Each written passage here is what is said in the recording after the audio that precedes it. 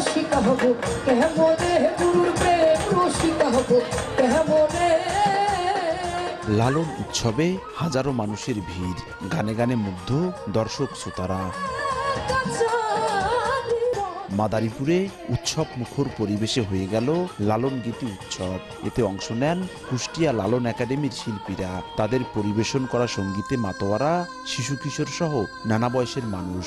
মঙ্গলবার সন্ধ্যায় মাদারীপুর শহরের স্বাধীনতা অঙ্গনে পুরো গ্যালারি জুড়ে দর্শকরা উপভোগ করেন এই অনুষ্ঠান। লালন সঙ্গীত মানেই জীবনকে নতুনভাবে গড়ে তোলার পরামর্শ আর দিক নির্দেশনা, এমনটাই মনে করেন দর্শকরা। জীবন থেকে এই গানগুলো উঠে এসেছে, এই জন্য এই গান সবাই পছন্দ করে।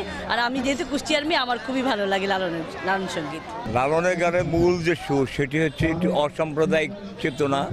ধর্ম দিয়ে যে মানুষকে বিভাজন করা হয়, সেই বিভাজনকে বিরুদ্ধে লালন কথা বলেছেন। লালন একাডেমির বিভিন্ন শিল্পীরা এসছে, তারা খুব ভালো ভালো গান পরিবেশন করছে, যেটা একেবারে জীবনের কথা বলে, মানুষের মনের কথা বলে। 1, 2, 3 ঢাকায় জমি জিতে নিন 100% ক্যাশব্যাক সহ 20 কোটি টাকার পুরস্কার।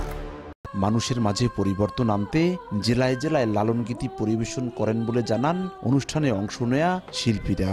দেহতত্ত্বের গানগুলো সাইজি লিখে গেছেন, এগুলোই আমরা সব জায়গায় প্রচার করি। পহেলা বৈশাখে পৌরবাসীকে আনন্দ দিতেই প্রতি বছর এমন সাংস্কৃতিক অনুষ্ঠান আয়োজন করা হচ্ছে বলে জানায় পৌর কর্তৃপক্ষ।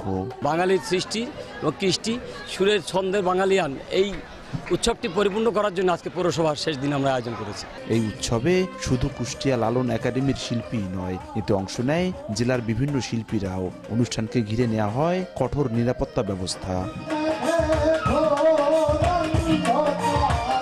সঞ্জয় কর্মকার, অভিজিৎ, সময় সংবাদ, মাদারীপুর।